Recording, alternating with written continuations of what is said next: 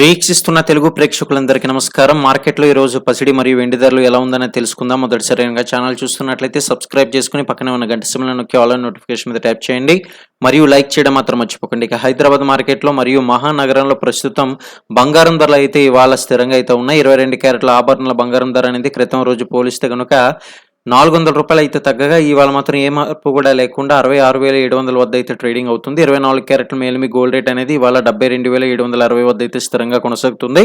ఇక ఢిల్లీ మార్కెట్లో చూసుకున్నట్లయితే 22 క్యారెట్ల గోల్డ్ రేట్ అనేది 66,850 వద్ద అయితే ఉండగా 24 క్యారెట్లకు చెందిన బంగారం రేట్ అనేది 72,910 వద్ద అయితే ట్రేడ్ అవుతుంది. ఇక బంగారం ధర ఇలా ఉన్నట్లయితే మార్కెట్లో ప్రస్తుతం వెండి ధరలు ఎలా ఉందని తెలుసుకుందాం. వెండి ధర మాత్రం మరింత తగ్గి ఊరట కల్పించింది. 2 రోజుల్లో ₹2,200 అయితే తగ్గింది. అయితే వెండి ధర ఒకేసారి పెరుగుతుంది మరి ఒకేసారి తగ్గుతుంది. ఇది మనం గమనించాలి. ఒక 2-3 వారాల నుంచి ఇదే పరిస్థితి అయితే మనం వెండిలో చూడొచ్చు.